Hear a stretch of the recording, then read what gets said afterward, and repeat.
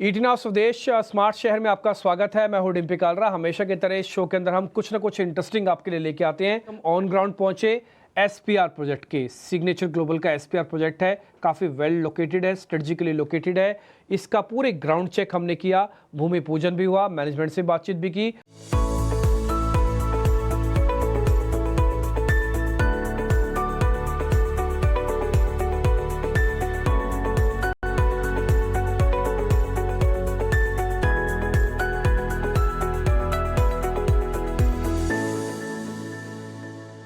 कुछ साइट्स अपने आप ही अपनी भाषा बोलती हैं और अपनी बात रखती हैं। ऐसी कुछ साइट है सेक्टर 71 एसपीआर सिग्नेचर ग्लोबल की। बहुत ही शानदार साइट है। ललित अग्रवाल मेरे साथ जुड़ चुके हैं और उनसे बेहतरीन इस साइट को जज करने में, बताने में और कोई हो नहीं सकता। ललित सर, बहुत बहुत शुक्रिया, थैंक यू वेरी मच। धन्यवाद जी, धन्यवाद। इस साइट पे आके काफ़ी अच्छा लग रहा है। मेरे को सिर्फ यही बताइए, इस साइट पे जहाँ मैं खड़ा हूँ इसकी क्या खूबसूरती है? ये पूरा टाउनशिप है क्या? ये पूरा टाउनशिप सिग्नेचर ग्लोबल एसपीआर के नाम से है और 100 एकड़ के आसपास की टाउनशिप है। जैसे हमने इसको जब स्टार्ट में लॉन्च किया था आज से 1-1.5 साल पहले, पूरा ये पार्शल अपने आप में इतना एकदम स्ट्रेटेजिकली लोकेटेड है और बड़े अपने आप में यूनिक है। और इसके अंदर 100 एकड़ की टाउनशिप के अंदर जब आपकी प्लानिंग चलती है तो प्लानिंग बहुत बेस्ट चलती है आपकी। इसमें पहला फेज़ जो हमने लॉन्च किया था, एक प्रोजेक्ट हमने लॉन्च किया इसमें 22 एकड़ के आसपास का। 22 एकड़ में हमने 14 एकड़ फेज़ 1 के अंदर लॉन्च किया और 8 एकड़ हम दूसरे फेज़ 2 के अंदर लॉन्च करने वाले हैं। 14 एकड़ टाइटेनियम एसपीआर के नाम से लॉन्च किया था और उसमें टोटली 608 यूनिट हमारी थी। और इसमें जो साइजेस थे हमारे 2780 और 3780 के साइजेस हमारे थे। इसमें हमने एक लग्जरी फील देने के लिए, एक लग्जरी प्रोडक्ट बनाने के लिए हमने डीपीएस सिंगापुर की डिज़ाइनिंग इसमें कराई। और इसमें जो कंस्ट्रक्शन पार्टनर हमारे हैं वो इसमें कैपेसाइट है। तो इसमें डिज़ाइनिंग अपने आप में बेस्ट है, बनाने वाले पार्टनर बेस्ट हैं, प्लानिंग हमारी बेस्ट है। जैसे मैंने कहा 2780, 3780 के हमारे साइजेस में थे। 3780 की जो हमारे साइज़ था उसके अंदर 22 का कोर हमने लिया, 2780 के अंदर 32 का कोर लिया, 55+ एमिनिटीज़ के अंदर हमने दी और 7 लगून्स दिए, मियावाकी फॉरेस्ट दिया। तो बहुत सारी एमिनिटीज़ इसमें हम इसलिए दे पाए क्योंकि ये पूरी एक टाउनशिप है। जब आपकी प्लानिंग किसी भी बड़े पैचेस पे होती है तो बहुत ही यूनिक और बहुत ही बढ़िया प्लानिंग और उसमें आप भी बहुत कुछ कर सकते हैं। बहुत कर सकते हैं, हाथ खुला होता है उसके अंदर हमारा करने के लिए ना, क्योंकि प्लानिंग उसके अंदर बैठ पाती है। और इसके अंदर जैसे हम इसमें स्कूल देंगे, इसमें हॉस्पिटल देंगे, वो तो गेटेड कॉलोनी के अंदर इतनी बड़ी टाउनशिप जब भी आपकी होती है तो आपको वो सब देना होता है। बाकी हमारा ये प्रयास है कि लोगों को जो उसकी सोच है उससे बढ़िया प्रोडक्ट हम दें। और जैसे आपकी इंटेंशन होती है, अगर आप ये सोचते हो कि आपको ये करना है तो आप ये कर पाते हो। और इसका फेज़ 2 जो लॉन्च हमने किया, हम लाने वाले अभी हैं, उसका रेरा हमने अप्लाई किया हुआ है। तो उसके अंदर हमने कोशिश की है कि हमने जैसे पहले वाले फेज़ के अंदर बड़े साइजेस दिए तो हम इस वाले दूसरे वाले फेज़ में थोड़ा सा और उनको एक टिकट थोड़ा सा कम रहे, इसलिए साइजेस को हमने छोटा किया है। और अभी हम उसको लॉन्च करेंगे तो डिटेल पूरी आपसे शेयर करेंगे। तो टिकट रफ कितनी होगी सर? एक ब्रैकेट अगर आप मेरे को बता पाएँ तो। तकरीबन 4 करोड़ रुपये के आसपास की अभी एंट्री टिकट है। हाँ, एंट्री टिकट अभी एसपीआर 2 के लिए जो आएगी। और ये मैक्स कितने तक जा सकती है? मेरे ख्याल 4 करोड़ के आसपास ही हम रखेंगे उसको, ज़्यादा उसको हम महंगा नहीं करेंगे। हम 4 करोड़ के आसपास ही करेंगे क्योंकि हमने ये देखा लोगों का जो रुझान था पहले बड़े टिकट पे ज़्यादा था और अभी धीरे धीरे जिस तरह से सेंटीमेंट चल रहे हैं उस तरह से छोटे टिकट की भी चॉइस लोगों की बढ़ गई है। तो हमने कोशिश की, हमने फेज़ 1 के अंदर जिस तरह की थी तो हमने एक मिक्स बना दिया कि हमने पहले जो दिया वो बड़े टिकट साइज़ दिए, अब हम जो दूसरे वाला फेज़ बना रहे हैं छोटे टिकट साइज़ का बना रहे हैं। तो कहीं ना कहीं उनकी जो हमारे नीड है ना, उस नीड को हमने छोटे के हिसाब से बड़े के हिसाब से दोनों हिसाब से पूरा किया। मतलब सोसाइटी में किसी को कुछ भी चाहिए तो अवेलेबल है? हाँ, मिल जाएगा ना। उसमें क्या है कि 22 एकड़ के अंदर ही अवेलेबल है और मिल जाएगा आपको। और फ्यूचर में भी जैसे जैसे लोगों की डिमांड आएगी वैसे वैसे चीज़ों को, प्रोडक्ट को हम चेंज करते रहेंगे। पर एक चीज़ हमारी सर्टेन है कि हम ग्रीन को लेके बहुत अवेयरनेस है हमारे अंदर। हम ये प्रोजेक्ट जो बना रहे हैं इसको इंटरनेशनल एक पैरामीटर के अंदर अभी रिसेंटली एक अवार्ड मिला है। जो पैरामीटर इंटरनेशनल होते हैं, नेशनल होते हैं, ग्रीन अवार्ड मिला है। IGBC गोल्ड रेटेड ये प्रोजेक्ट आपका है, इसमें एस सर्टिफाइड ये प्रोजेक्ट आपका है। तो हमारी कोशिश ये कि जो बने ना इन टोटल में बेहतरीन बने। इस पे डिजाइनिंग बेस्ट हो, बनाने वाले लोग बेस्ट हों, ग्रीन के टर्म्स के अंदर बेस्ट हो, एमिनिटीज़ बेस्ट हों, जो जितना हॉस्पिटल हों, स्कूल्स हों, एक यूनिक टाउनशिप हो जाए। और स्ट्रेटेजिकली ये लोकेटेड जो है, जैसे आपने पूरा इंफ्रा देखा गुड़गांव का जिस लेवल पे आज की डेट में चल रहा है। और एसपीआर पे रिसेंटली जो अभी गवर्नमेंट ने बहुत सारे जो काम नए अवार्ड किए हैं लोगों को, जिसके अंदर रोड सारे नए बनेंगे, फ्लाईओवर्स बनेंगे, सीधे सोना से कनेक्ट कर देंगे। तो और इधर से पीछे आपने द्वारका से देखा कनेक्टिविटी कितनी स्मूथ है। तो मतलब अब ट्रैवल टाइम सभी चीज़ों का ख़त्म सा होता जा रहा है। तो धीरे धीरे गवर्नमेंट का जो रुझान है ना, ये आने वाले समय के अंदर गोल्फ कोर्स के बाद अगर सबसे प्राइम कोई होगी तो गोल्फ कोर्स के बाद एसपीआर ही सबसे फर्स्ट है, ये एसपीआर सबसे बेस्ट होगा ये। ललित सर, मैं ना एक थोड़ा इंटेलिजेंसी से आपसे जुड़ा हुआ क्वेश्चन पूछ रहा हूँ पे, किस तरह के लोग आएंगे पहला तो, दूसरा उनकी फैसिलिटीज़ जो हैं वो मांगे किस तरह की और उसको हम कितने लेवल तक पूरा कर पा रहे हैं इसे 4-4.5 करोड़ की टिकट साइज में। ऐसे लोगों की जो एक सोच है, हमें सर हमारा हमेशा ये प्रयास रहा है कि जैसे हमने कभी भी किसी भी सेगमेंट में आज तक काम किया है, जो हमारी जर्नी स्टार्ट से अभी तक रही है, हमने लोगों की सोच से ज़्यादा दिया है। लोगों ने हमसे कहा नहीं है, हम उससे ज़्यादा देने का प्रयास करते हैं और हमने ये हर सेगमेंट के अंदर अपने आप को प्रूव किया। और इसके अंदर भी लोगों की जो डिमांड है, लोग ये मान सकते हैं कि मेरे को अगर ये छोटी टाउनशिप 5-10 एकड़ की छोटा कोई प्लॉट होता तो शायद हम वो दे नहीं पाते, क्योंकि हमारे हाथ उसके अंदर बंधे हुए थे। आज लोगों ने हमसे बहुत कुछ ऐसा नहीं मांगा है जो हम दे देंगे इसके अंदर। और हमारा एक जो नेचर रहा है, ऑलवेज हम एक ट्रांसपेरेंसी को बड़ा फॉलो करते हैं।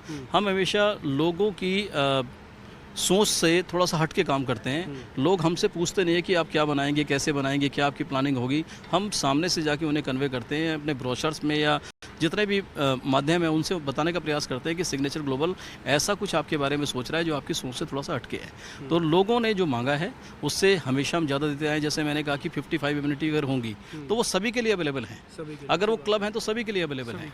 तो वो उसमें ऐसा कुछ नहीं है कि ये इसके लिए अवेलेबल है, इसके लिए अवेलेबल नहीं है। वो सभी के लिए अवेलेबल है। उसकी फैमिली चाहिए, वो 4 करोड़ की टिकट वाले की फैमिली हो या 6 करोड़ की टिकट हो या उससे कहीं ज़्यादा वाला हो, वो सबके लिए एक एज इट इज समान वो रहना, फैसिलिटी सबके लिए समान रहेगी। उसमें समानता है। बिल्कुल। एक छोटा सा पॉइंट मेरे को और समझना है, हम जिस जगह पर खड़े हैं, यानी कि जिस प्राइस फैक्टर पे खड़े हैं, अगले 3 साल 4 साल में इसका प्राइस फैक्टर कितना इंक्रीज समझते हैं सर? देखो, ऐसा है, जिस तरह से गुड़गांव का भी डेवलपमेंट आप देख रहे हैं, ये डेवलपमेंट जिस तरीके से हो रहा है, ये आपको एक अलग तरह का एक सिस्टम आपको दिख रहा होगा कि ऐसे पीछे सालों में कभी रहा नहीं। पीछे 10 साल आप चले जाएं और 10 सालों के अंदर आप मतलब 5 साल रिसेंटली आप देख लीजिए, 5 सालों के अंदर जिस तरह के चेंजेस आपने देखे हैं और जिस तरह की प्लानिंग अभी गवर्नमेंट की चल रही है। गवाह हूं मैं सर। हाँ, तो गवर्नमेंट हरियाणा के अंदर अगर गुड़गांव है तो गुड़गांव नगीना है, वो ऑलवेज नगीना रहेगा और इसको कोई बीट नहीं कर सकता। सर, ये नॉर्थ में भी है और इंडिया में भी नगीना है। नगीना है जी, ये हमेशा नगीना रहेगा। आज ये देखो, अब कितने कितने लेवल के प्रोजेक्ट यहाँ पर लॉन्च हो रहे हैं। आप ये समझ सकते हैं कि किस किस टिकट साइजेस की चीज़ें हैं। 100 करोड़ की टिकट साइज ये बिक रही है, तो आप समझ सकते हैं कि बाहर कहाँ सेट है।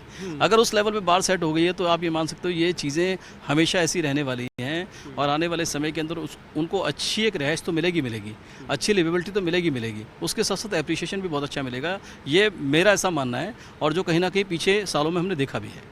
नहीं, ये बात तो मैं सही बोलूँगा सर आपसे। बस एक लास्ट पॉइंट मेरे को आपसे और पता करना था, यहाँ पे गोल्फ कोर्स की बात हो रही है, क्या वो भी इसके अंदर इंक्लूड है सर? बिल्कुल ऐसा है कि जितने भी लोग यहाँ हमारी इस टाउनशिप का पार्ट बनेंगे, उन लोगों के लिए हम एक मेंबरशिप रखेंगे कि वो गोल्फ कोर्स में एक्सेस ले सकते हैं और उनके लिए ये पहली प्रायोरिटी होगी कि मतलब उनके लिए वो अवेलेबल होगा। आज 10 एकड़ के आसपास का गोल्फ कोर्स हम यहाँ बना रहे हैं, बिल्कुल पास में ही है, जो लोगों के लिए एक्सेसिबल होगा। और उन लोगों के लिए, अब जैसे पहले लोग गोल्फ कोर्स के नाम पे प्रोजेक्ट बेचते थे और हम यहाँ प्रोजेक्ट के साथ गोल्फ कोर्स दे रहे हैं, तो हम उसको एक तरह से एम्यूनिटी का पार्टी मानते हैं। हम उसके लिए कोई एक्स्ट्रा चार्ज नहीं कर रहे हैं उनसे कि ऐसा कुछ हम बोल रहे हैं कि आपको ये देना है, इसके लिए वो देना, वो नहीं है। हम ये मान के चलते हैं कि वो उनकी नीड है। अगर उनकी लाइफस्टाइल में अगर कोई चेंजेस आपको लेके आने वाले हैं तो हम मानते हैं कि अगर गोल्फ कोर्स के बाद एसपीआर को हम सेटिंग करना चाहते हैं और इतने बड़े पार्सल में हम बैठे हैं, तो उस तरह का इंफ्रा भी क्रिएट करेंगे, उस तरह की चीज़ें भी क्रिएट करेंगे ताकि वो चीज़ हम कहीं ना कहीं एक जस्टिफाई कर पाएँ। नहीं सर, ये भी मैं एक व्यूअर की तरह भी बोलूँगा, एक जर्नलिस्ट की तरह नहीं, कि यही एक सक्सेस का बहुत बड़ा मूल मंत्र भी है आपका, कि भाई जो आपने भी बात बताई कि जो लोग मांगते नहीं उससे कहीं ज़्यादा हम दे पा रहे हैं इसके अंदर ही। देखो, पता क्या है कि लोगों की हार्ड अर्न मनी है और लोग समझदार हैं। आपको ऐसा मान के चलना पड़ेगा। आप ये मान के चलो कि उनकी ज़िंदगी में आपने कोई वैल्यू एड ऑन अगर करनी है तो आप कर सकते हैं। अगर आपकी इंटेंशन अच्छी है, आपकी नीयत अच्छी है, तो आप डेफिनेटली कर पाएंगे।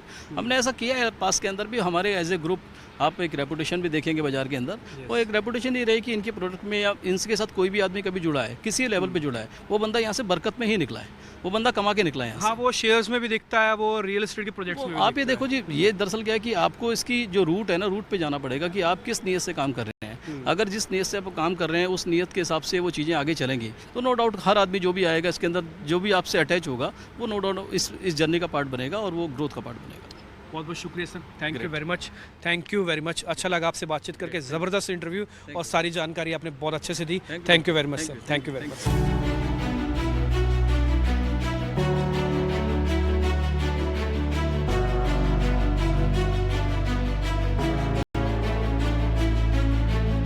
71 के साइट के अंदर हूँ मैं, एसपीआर के नाम से फेमस है और ऑलरेडी ललित जी ने इसके बारे में आपको काफ़ी कुछ बताया, लेकिन कंपनी का नाम अगर आप अच्छे से देखेंगे ना तो आपको दिख जाएगा कि सिग्नेचर ग्लोबल है नाम। तो हम ग्लोबल की तरफ कैसे बढ़ेंगे और इस पर बातचीत करने के लिए रवि अग्रवाल मेरे साथ जुड़ चुके हैं। रवि सर, पहले तो बहुत बहुत शुक्रिया, थैंक यू वेरी मच समय देने के लिए। एक महीने के अंदर 2 बार जब भूमि पूजन होता है ना तो एक्साइटमेंट का लेवल ही कुछ और हो जाता है। नहीं, आपको कैसा लग रहा है? अच्छा फील हो रहा है? बहुत ही चैलेंजेस भी शानदार है है। By the way. नहीं ये अगर आप चैलेंजेस को चैलेंज की तरह लेते तो अपॉर्चुनिटीज के फॉर्म में मैं उसको कन्वर्ट करना चाहूँगा। तो opportunities is there, lot of growth is there. Yes. अब मैं सर ज़रा से ग्लोबल फैक्टर पे बात करूंगा, क्योंकि लास्ट टाइम जब मैंने आपसे वो बात क्वेश्चन पूछा था तो मेरे माइंड में अभी भी खटक रहा है क्वेश्चन कि सिग्नेचर ग्लोबल इस पैमाने को और बड़ा कैसे करेगा। अभी आप ऑस्ट्रेलिया घूम के आए, यूएस में थे, दुबई का आपका टूर हुआ, तो पहले तो मेरे को एक्सपीरियंस बताइए कि लोग वहाँ पे जब आपने पिच किया या बात की तो लोगों का क्या व्यू था? पहले तो सिग्नेचर ग्लोबल, जैसे मैंने पहले कहा था कि सिग्नेचर ग्लोबल हो रहा है। यस।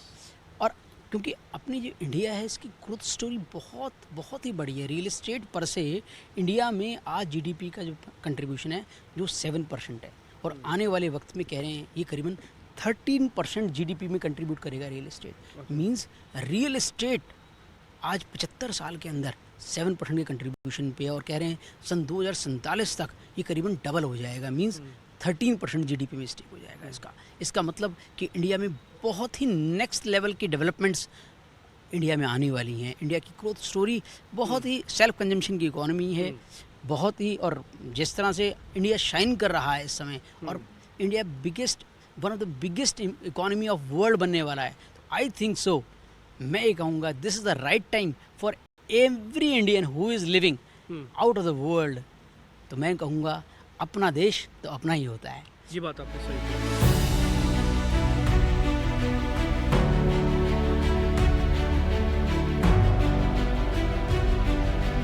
71 की लोकेशन में हूँ, एसपीआर साइट है और बातचीत करने के लिए देवेंद्र जी मेरे साथ जुड़ चुके हैं। और इससे बेहतरीन साइट नहीं हो सकती है, क्योंकि यहाँ पे अगर आप आसपास देखेंगे ना तो आपको लगेगा कि भविष्य में site one of the best sites बनने जा रही है।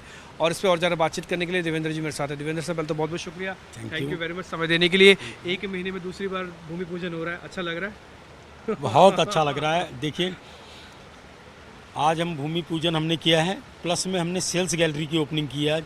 तो इसका सेल्स गैलरी का इनॉग्रेशन हुआ है। 71 का प्रोजेक्ट जब भी देखिए ध्यान में आता है, कोई भी बात करते हैं हम 71 को लेके, मन बहुत अच्छा हो जाता है। क्योंकि 71 का प्रोजेक्ट सच में कस्टमर्स को बहुत पसंद आया है। जब से हमने इसको लॉन्च किया है, कस्टमर ने इसको दिल से पसंद किया है इस प्रोजेक्ट को। ऐसा कोई प्रोजेक्ट होता है जिसको अपनी संभावना नज़र आती है कि आने वाले समय में मेरे को इसमें कुछ ग्रोथ दिख सकती है, फायदा नज़र आ सकता है। कहते हैं ना, प्रोजेक्ट अपनी भाषा खुद बोलता है ये बात। और कोई भी चीज़ मैं आज कुछ भी बना के कह दूँ या कैसे भी कह दूँ, उसका कोई फ़ायदा नहीं होता। सब चीज़ यकीन पे और बिल्कुल सच जो होता है सबको नज़र आता है। इस प्रोजेक्ट को लेके जो लोगों के मन में एक संभावना रही है कि ये आने वाले टाइम में उनको काफ़ी फ़ायदा देने वाला है, ग्रोथ देने वाला है, ये नो डाउट मैं आपको इस चैनल पे बात कह रहा हूँ कि फ़ायदा देगा। और जब से हमने लॉन्च किया है, लोगों को, कस्टमर को बहुत अच्छा पसंद आया प्रोजेक्ट। देवेंद्र जी, जो यहाँ पे आज पैसा डाल रहा है 3 साल बाद यकीनन अच्छा पैसा बना के निकलेगा। 100% निकलेगा हमारा ये, बिल्कुल, क्योंकि दिखाई खुद भी देता। आप मेरी बात को, मैं तो ये कहूँगा अच्छा है। हमारे तो सभी प्रोजेक्ट में देखिए, गुरुग्राम में तेजी पिछले 3-4 साल से लगातार आई है, तो ग्रोथ सबको हुई है। लेकिन कुछ प्रोजेक्ट ऐसे होते हैं एवरग्रीन जो फ़ायदा देंगे ही देंगे। सारी टोटली आज के टाइम में जितना भी कस्टमर को रहने के लिए जो फैसिलिटी चाहिए, सारी की सारी आधुनिक रूप से इसमें अंदर अवेलेबल है।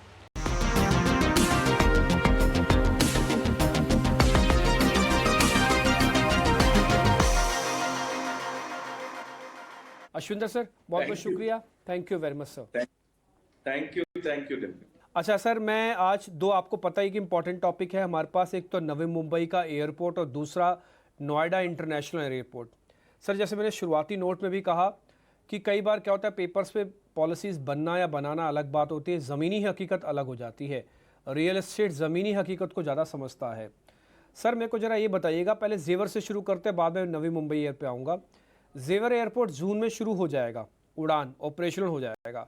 एशिया का सबसे बड़ा एयरपोर्ट है, लॉजिस्टिक पार्क बन रहा है, उसके आसपास की जगह बहुत खाली है। सरकार चाहे तो मेगा प्रोजेक्ट्स बना सकती है, बना भी रही है। सर, कितना फ़र्क पड़ेगा?